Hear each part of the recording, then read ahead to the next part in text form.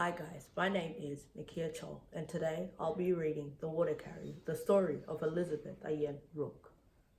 The people were not happy when I was born because my mother had lost a lot of children and they believed I too would die. They didn't want to bother too much, give me a special name me after someone, and they didn't go a lot of trouble to feed me. And they didn't want me to take water from a good cup. They just gave me a water from a good. They cut it in half. They said she will not survive anyway.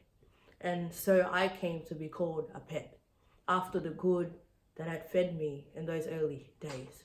I think they were blessing me. My mom had 6 children and I am the only one alive. I carried a lot of things when I was very young. I actually started too young because my mother died when I was 7. At that point, I had to start doing all the chores. When you're an orphan child, no one will respect you. You remain there as a slave. You don't have a choice. You have to collect water, cook the food, wash the dishes. No one helps you. If you say no, people will beat you. When I was 8, my cousin would send me to fetch water. I was too little to lift the container filled with water, so I would just roll it all the way home.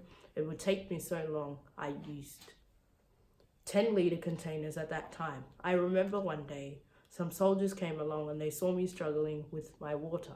One of them just picked up the container and walked with me.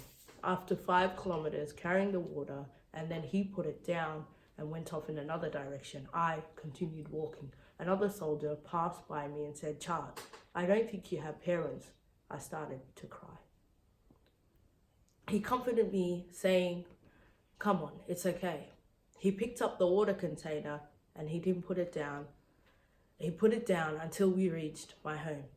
I would go about 5 to 20 kilometers. I was 8 years old. I remember this because I went to Ethiopia when I was 9. When I turned 10, we went to live in the camp. One of my cousins was a lazy girl. She was married with a husband. She's supposed to go and grind the food with a large pestle, but she didn't. She sent me to do it, but no matter how hard I tried, I just couldn't do it properly. I was too small.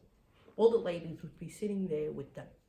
When they saw that I couldn't do it properly, they would all take turns and do mine for me. My cousins didn't even mind that the other ladies did the work.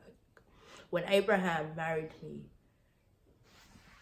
she never acknowledged him or greeted him. She would say, "This is not the man I want for you."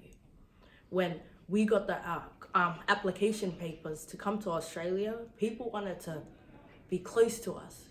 Becoming successful is the best way to show people. People treated us. They didn't support us at all in the beginning, but we decided we didn't want revenge. When we got here, everyone was calling us, even today. We sent money to them all, even though who were our enemies, because we believe that God is the one to open the door to us. Last month, the same cousin got shot in the fighting in Boardtown, and I sent her money. She was shot 3 times in the arm, and they had cut her arm off.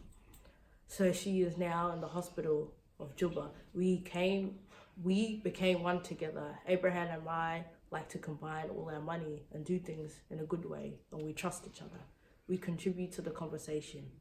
God had blessed us.